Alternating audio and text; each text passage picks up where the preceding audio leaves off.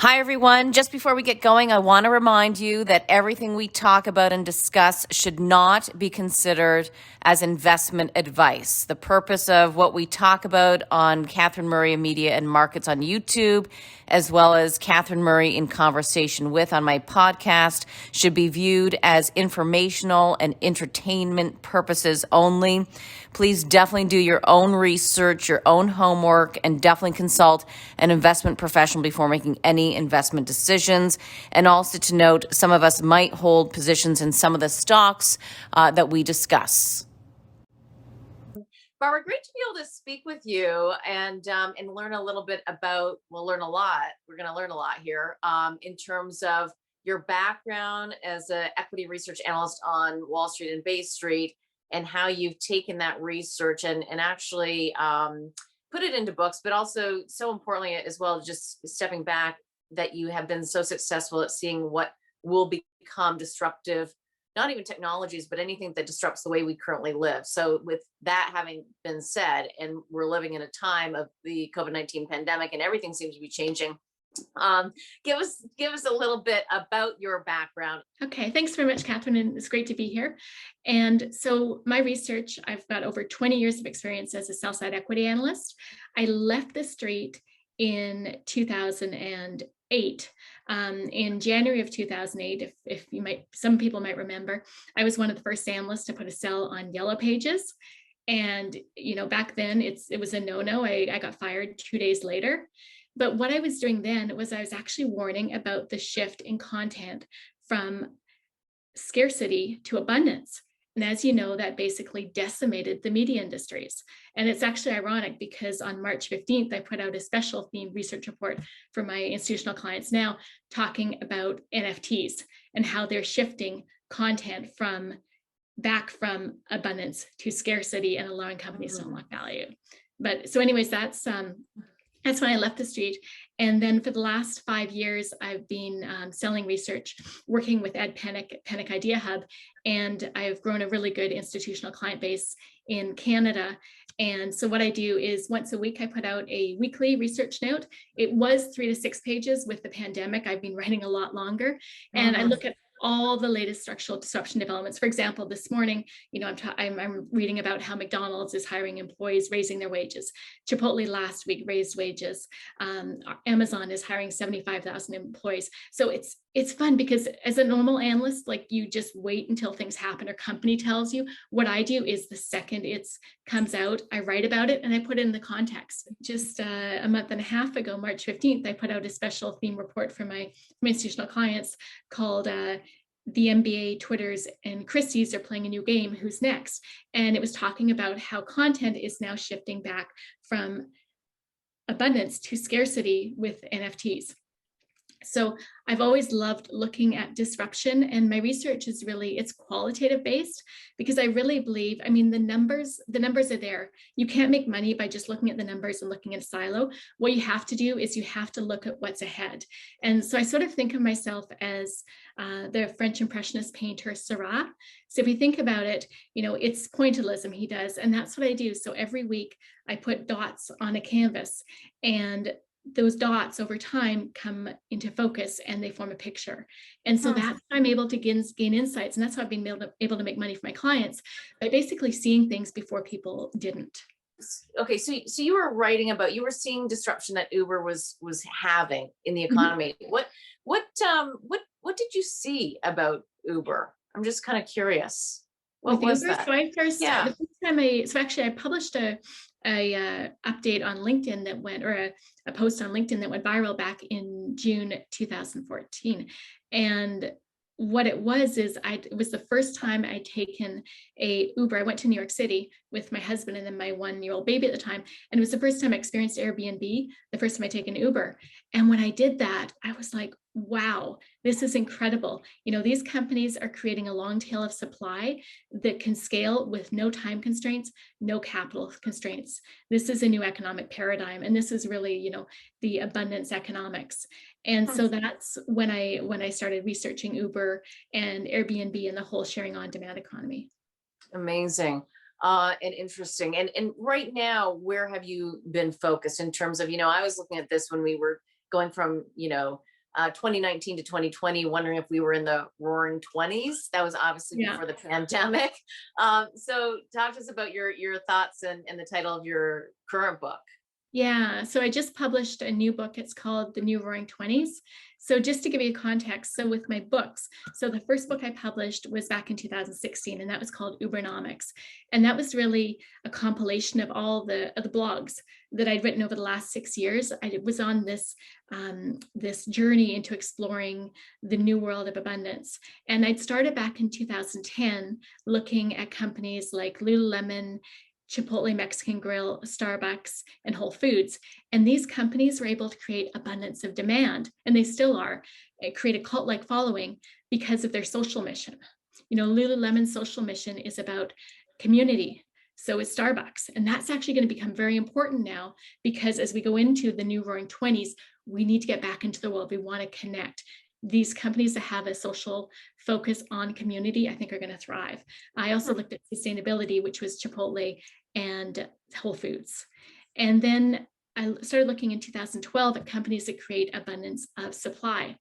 And these are companies like LinkedIn and Zillow.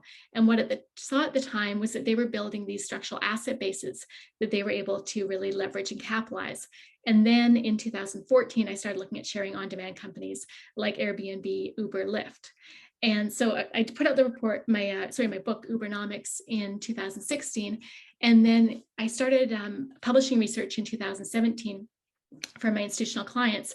And I realized, I think it was in the summer of that year, that all the research I'd produced, because I produce weekly research notes, they basically made a book. So then I published Secrets of the Amazon in October of 2017. And I did it to give it as a Christmas present for my institutional clients. And I didn't want anyone to buy it, to be honest, because the research I do is so valuable. But I decided, it would be fun to put on Amazon. So I decided to price it on Amazon at the stock price of Amazon at the time, which was $1,167. And as you know, today, Amazon stock price is well over 3,000. And so that was fun. And then since then, every 8 months, I just compile all my research notes together and put an introduction and put out a research book and give it to my clients. The last 2 books I've done, The New Cyber Decade, I published that right when the pandemic was starting. I was supposed to go marketing in Toronto, Montreal in March of 2020. Didn't happen. So I gave them an ebook. Then I published the Twilight Economy, basically how coronavirus is accelerating disruption in the fall. Sent them a book.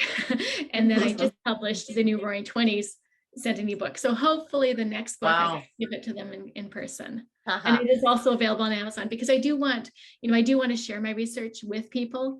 And it's so valuable for anywhere from like CEOs, corporate executives, to know what's going on, because there is so much disruption that's been going on.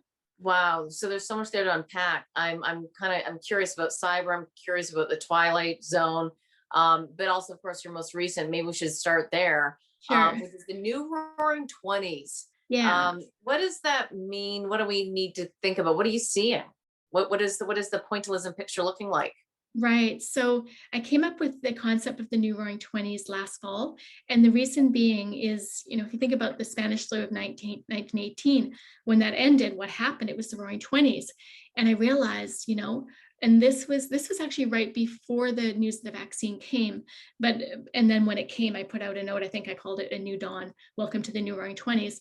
But it's really, we're going to get out into the world again. I hope it will be a decade of, decadence, I don't know if debauchery, basically going out and enjoying the physical world again. I just booked a trip with my family with friends to Mexico in January, and the resort was almost booked, sold out. So, travel, leisure, entertainment is coming roaring back because people want to go out again. I think we're going to see massive online or massive shopping sprees, either online or people are going to return to the mall. I think it is going to be crazy because so many people, if you kept your job, you've been working at home for a year, you've probably saved a lot of money because you haven't been going on trips. You haven't been paying for after school care. You haven't been paying for summer camps. A lot of people have a lot of savings. Yeah. And what else are you seeing though? I mean, I think that a lot of us can appreciate that people are going to want to travel. But from a societal perspective as well, what kind of emotional shifts are you thinking about? In terms of emotional shifts, I mean, it depends. I think a lot of things that we started, because what happened when the pandemic hit, everyone, ourselves and companies, we had to basically leave the physical world and go up into the digital world to survive. And so I think a lot of the habits that we've developed since then, like doing Zoom calls, doing virtual healthcare, that's going to continue because the litmus test will be, is the digital experience superior or inferior to the physical experience? If it's superior, if it saves you time, money, offers more variety of choice, then people will keep doing the digital. But then in some cases, we will go back to the physical world. Mm-hmm. Do you see, I wonder though, do you see a bit of a hybrid model in terms of what companies will actually offer their employees? And you think about, women with children, and I Mhm. think it's sometimes so difficult to try to get to the office on time, pick up the kids. But, I don't know that companies are really going to make that shift, make that change to allow more flexibility. I think they definitely are. And that's what I write about, what I've been writing about in my research. So I think we're seeing this office apocalypse that's unfolding because so many companies are even offering remote work options to their employees. Companies like Zillow, like Spotify, like Dropbox, they're going entirely remote. They are going to offer their teams the ability to come together in sort of collaborative workspaces. But to the large part, I mean, people want freedom. They want autonomy. They want flexibility. And after we've had a year of taste of that, I think a lot of people won't want to go back to cubicle life. So it really depends on your job function too. But Mhm. companies are offering hybrid work options. I mean, there are some companies that do want their troops back in the office, like Goldman Sachs, like JP Morgan, but a lot of companies like HSBC, they've got a lot of office space. Citigroup has said, we're going to embrace a hybrid future. Ford has said they're going to embrace a hybrid future. So it's going to be a whole spectrum of companies, but I think the best talent is going to go to the companies that offer their employees the most flexibility. And it is going to be a war for talent It is why. because labor markets are tightening. And with companies, the best employees produce 80/20. They produce 80% of the results. So Mhm. you want the most talented employees because those are going to be your most productive ones. And really, if you can't work from home and be productive and get stuff done, then should you actually be employed? Right. Yeah. What do you make though of the pandemic and the impact that's having on skill sets and education, and how does that play out into your thinking about the future and the Roaring Twenties? Right. We see this sort of seeing a bifurcation there. So you saw Amazon today. They just announced that they're looking to hire 75,000 employees. They're looking to hire people for their warehouses. Restaurants, McDonald's is looking to hire 20,000 employees, I think. Chipotle is looking to hire employees. They said that last week. So, in terms of the physical layer of the economy, there's a lot of demand there. But there also is more so, and there's going to be more and more on the digital layer. You need people that can operate in a sort of omni-channel environment. There's so many computer programming jobs, AI jobs. The future is on the digital layer. It's not on the physical layer. And within your new book, you do talk about Maslow pyramids. Yes. Why? What's the Okay. significance? Yeah. So Maslow's hierarchy of needs was sort of key to figuring out the whole puzzle during the pandemic. So when the pandemic hit, and I still remember this, I was sitting at my WeWork because used to work out of WeWork, and it was March 9th. And I remember I was really upset because I decided to my son who was in grade 3, he had an upcoming school concert that he was supposed to be singing at. This was the Monday, he was supposed to be doing it on the Tuesday. And so I decided to email his teacher and say, sorry, Brady's not going to be participating in the concert because, hello, did you know that at that time, Italy was just shutting down the whole country. San Francisco was going under lockdown. And Iran had something like 9,000 cases. And I'm like, I don't think it's prudent. It's not responsible for you guys to be hosting a concert, given that COVID is coming. And it was at that second that I realized, I'm like, we're going into the ghost town economy. So I put out a research note the next day called the ghost town economy. And just for your insider readers. So in the book, I talk about how I put everything in the framework of these 3 pyramids that I came up with. And so the 3 pyramids, the first is customer capital. And customer capital is basically the customer value proposition. And you've got 3 layers. And this speaks to the Maslow's hierarchy of needs. So on the bottom layer, that's the functional value proposition. This is price, convenience, variety of choice. And then on the second layer, you've got the emotional layer. This is about experience, building long-term relationships. And then the top layer is the psychological level. And that's really companies that have a social mission, either about accessibility, community, or sustainability.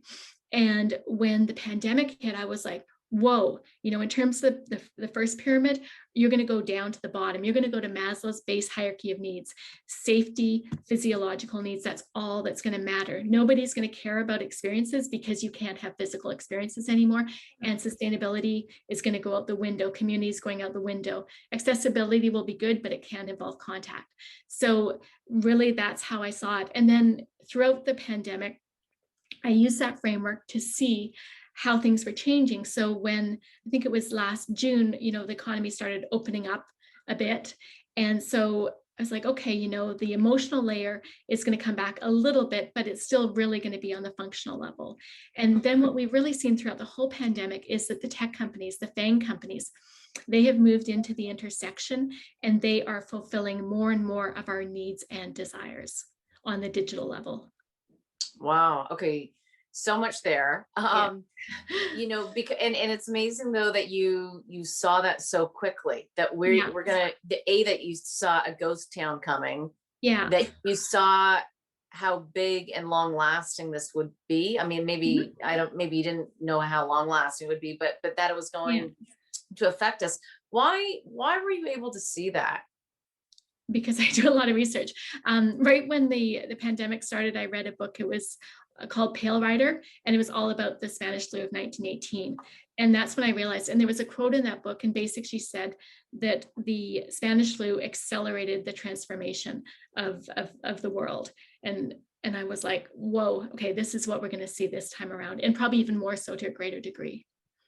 Wow. Well, I'm glad I asked that question. I didn't know that it accelerated the world back in the Spanish flu days. And that's what we've seen in terms of technology today. Everybody says that it pulled forward technology by at least 10 years. Yeah, 5 years exactly. Yeah.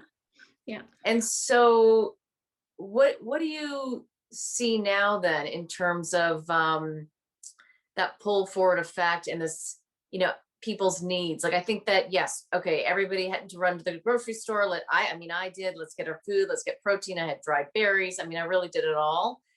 And, and then it's a little bit more of functioning and how are we going to see each other? And that's kind of maybe that intersection that you're talking about in terms of using technology. Yeah. Now I think people are dying for emotional contact and hugs and laughter. Totally.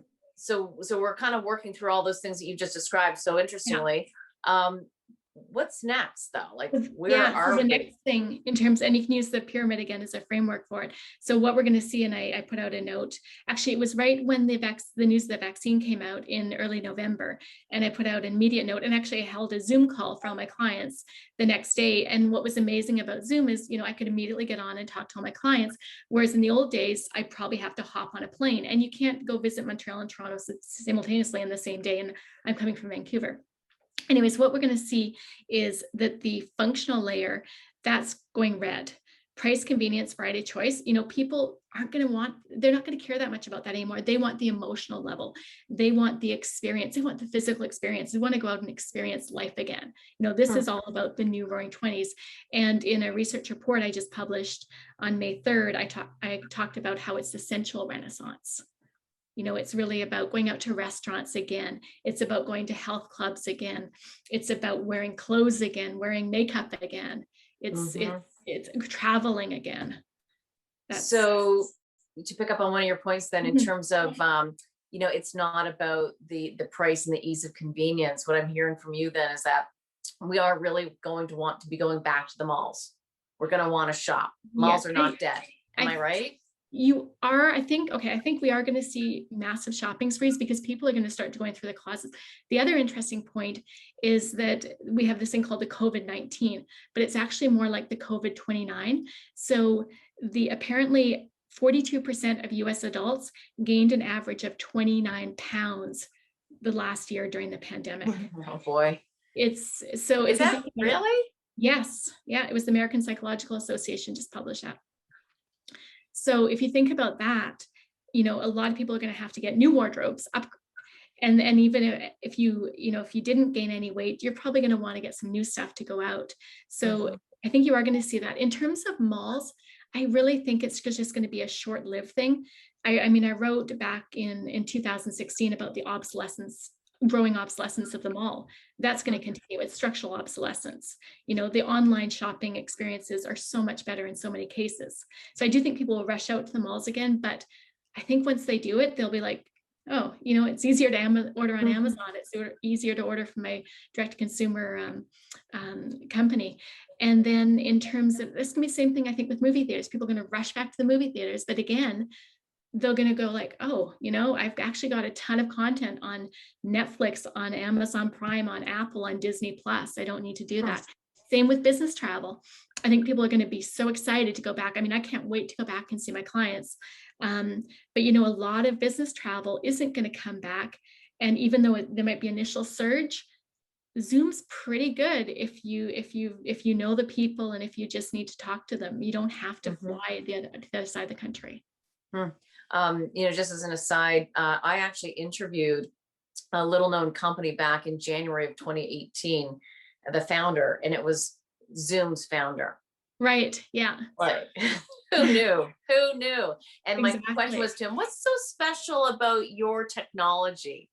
So he answered it. Yeah. Anyway, what do you see as an actual emerging trend? If we get excited about going back to the movie, but I've got enough at home. Like, what do you think is going to be an actual new trend?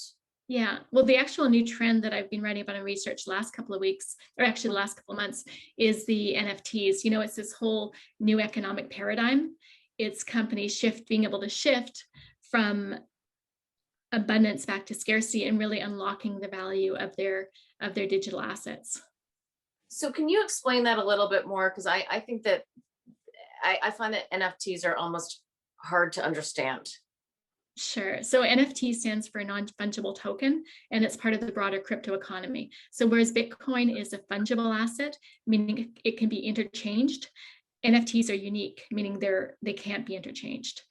And so the magic of NFTs is that they're on the blockchain, and they basically allow companies to monetize their digital assets, which you've never been able to do before. If you think about, YouTube, people putting blogs up, it's really hard to make money on that. But for the first time ever, you could sell something as an NFT and someone would actually be able to own it.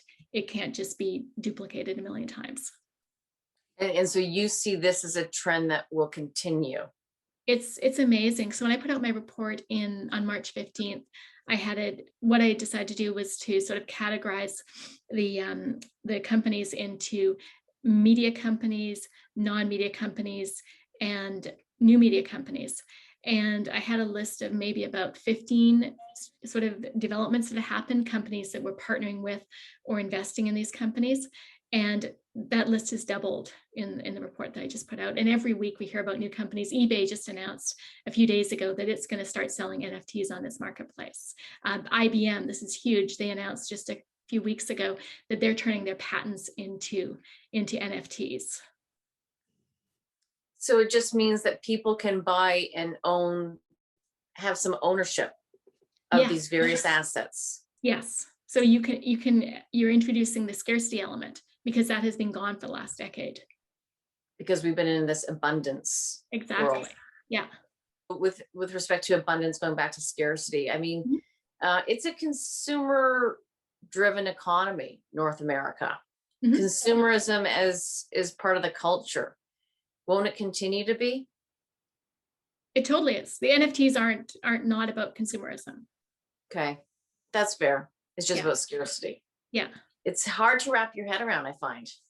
It is, but what I do, back in 2016, when I was trying to figure out the sharing on demand economy, what I did is I created a database of all the companies that were partnering with or strategically investing in companies like Airbnb, Uber, Lyft, Deliv. And that's what enabled me to sort of see the emerging disruption. And that's what I'm doing this time around. Because, right now it's NBA Top Shots, it's digital basketball cards, but it's going to be so much just not that long down the line. What other trends are you looking at? And, I think that companies and CEOs are always trying to figure out, how do we get the millennial as our target market? And what do they want? They like the sharing economy. Are they going to still like the sharing economy? Where are their heads at? Are you doing much research there? Yeah, well, it's interesting. So, the sharing economy completely tanked during the pandemic because you couldn't, it was hard to, people weren't traveling that much. You didn't want to get into a ride into an Uber. It's going to come roaring back on the demand side, but on the supply side, I mean, Uber and Lyft are having challenges now because drivers aren't wanting to go work for them right now because we still are sort of in the pandemic. And, there's a rising gig economy. They're being reclassified now from independent worker status to employee status. There's that rising risk. So that's what we're seeing in terms of the sharing economy. One big thing is the closet sharing economy. So companies like Poshmark, like ThredUp, I think those are going to become increasingly popular. And actually Lululemon and Nike just announced that they're entering the closet sharing economy. And this really appeals to millennials because they're not only cost conscious, but they're also socially conscious. So in other words, instead of throwing your things out, you just share your clothes. Exactly. Yeah. The other thing you're seeing is on, in terms of entertainment, millennials, it's the gaming platforms, it's the video platforms. They're not going to be going back to the movie theaters. I think they're just going to continue playing. My boys are 7 and 10. They're on Minecraft all the time. They're on Roblox. They're talking to their friends on FaceTime. They're watching YouTube videos. They don't even watch Netflix. Wow. Yeah. What do they want? So talk to me a little bit about this too. I just started my own YouTube channel. People have no problem, it seems, just going to YouTube versus if they watched me on TV before. Like, what is the magic behind YouTube? Well, my boys, they watch they watch videos of guys playing video games, which I still don't get. I think the magic of YouTube is it allows anybody to you don't have to be produced by anybody. You can create your own show. So yeah, the power goes back to the person, really. Exactly. Yeah, it's all about the creator economy, and that's emerging. Exactly. And going back to your book, the new Roaring Twenties, what else do you expect to see? And do you really think it's going to be a great decade? Well, I hope so. It definitely has to be better than the last year we've had.